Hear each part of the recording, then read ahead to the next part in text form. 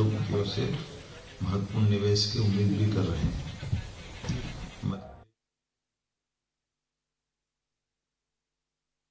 8.5 करोड़ की आबादी विराजमान है। भारत की 50% आबादी का मध्य प्रदेश कैचमेंट एरिया में अपने आप को मान के चलता है और मध्य प्रदेश की अर्थव्यवस्था लगभग 1 दशक में 3 गुना बढ़ी है, जिसको हमने हमारी सरकार बनने के बाद 5 साल में डबल करने का टारगेट लिया है। और खास करके इसी सब कारणों से हमारा अपना पूंजीगत व्यय और सरकारी व्यय इस वर्ष की तुलना में हमने पिछले वर्षों के आधार पर 19% बढ़ाया है, जो किसी भी राज्य के बढ़ते हुई प्रगति का द्योतक है।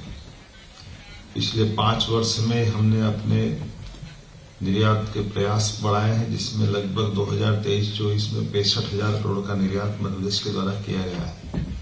औद्योगिक संभावनाओं की सभी बातों पर मेरे काबिल अफसरों ने अपनी विस्तार से बात कही है, जैसे एनर्जी सेक्टर में, माइनिंग सेक्टर में, एजुकेशन सेक्टर में, हमारे एमएसएमई और हेवी इंडस्ट्री सेक्टर में, सभी क्षेत्रों में समान रूप से हमारी कई सारी पॉलिसियां भी हम बदल रहे हैं और काफी अनुकूल पॉलिसी बना रहे हैं, जिसके आधार पर देश भर में तो अनुकूल माहौल बनाई है, विश्व में भी मध्य प्रदेश के प्रति लोगों की रुचि बढ़ी है।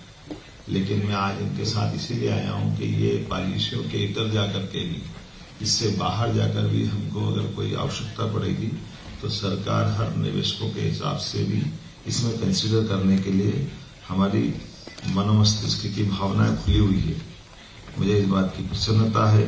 Food parks, IT parks, spice parks, plastic parks, medical device park, solar equipment park, footwear park, EV park, pharma park, textile park, garments unit इत्यादि, सेमीकंडक्टर पार्क, सभी क्षेत्रों में समान रूप से मध्य प्रदेश में संभावना बनी है।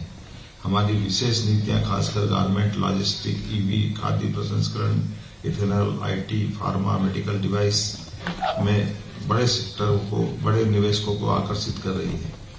मध्य प्रदेश में खास करके जब ये फूड बास्केट की बात हमारे राघवेंद्र सिंह जी ने कही है, तो ये बहुत सारी चीजों को जोड़ के चलने वाला हमारा प्रदेश है, जहां अच्छी नीति और नीयत के बलबूते पर बड़े पैमाने पर हमारी अपनी व्यावसायिक गतिविधियों को बढ़ाने के लिए लगातार सब तरफ से प्रोत्साहन मिल रहा है। और जब यहाँ आकर के मैं जापान के निवेश और उद्योगपतियों से चर्चा कर रहा हूं, तो मैं ये बात को पुनः दोहराना चाहूंगा जो अभी हमारे अफसरों ने बताई है। ग्लोबल इन्वेस्टर समिट के माध्यम से यशस्वी प्रधानमंत्री 24-25 फरवरी को खास तौर पे भोपाल में आने वाले हैं। ऐसे में हमारे अलग अलग सेक्टर, जैसे मैंने पूर्व में उल्लेख किए, इन सभी के आधार पर अलग अलग इनके सेमिनार भी चलेंगे, निवेश की संभावनाओं पर बात भी होगी। तो जापान में बड़े पैमाने पर हमारे से जुड़ने की संभावना भी है। और खासकर एक और सेक्टर छूटता है जिसपे हम और आप बात कर सकते हैं, वो हमारा स्किल डेवलपमेंट का, जिसके माध्यम से हमारे यहाँ बड़ी संभावना है। अपने यहाँ एक तरह से आईटी से लगा करके इंजीनियरिंग कॉलेज, आईटीआई, पॉलिटेक्निक, बड़े पैमाने पे यूथ और बौद्धिक क्षमता का यूथ उपलब्ध है, जिसके आधार पर हम आप उससे एक दूसरे के साथ जुड़ करके काम कर सकते हैं।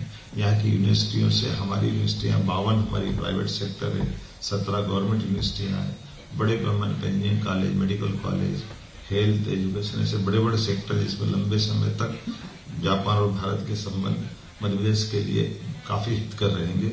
आज के इस अवसर पर निवेश के लिए उपलब्ध सभी बुनियादी सुविधाओं को लेकर के विस्तार से यहाँ बातें हुई है। मैं उम्मीद करूंगा आप और हम मिलकर के निश्चित रूप से आगे बढ़ेंगे। इस भविष्य की संभावनाओं के इस विश्वास के आधार पर मैं पुनः आप सबका वंदन करता हूं, अभिनंदन करता हूं। बहुत बहुत धन्यवाद। For your valuable insights and address to our participants.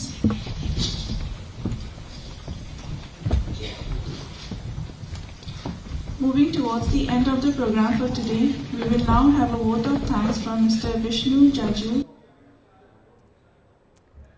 देखिए, मुख्यमंत्री डॉक्टर मोहन यादव की 4 दिवसीय जापान यात्रा की शुरुआत हो चुकी है और वहीं निवेश के लिए टोक्यो पहुंच चुके हैं मुख्यमंत्री डॉक्टर मोहन यादव।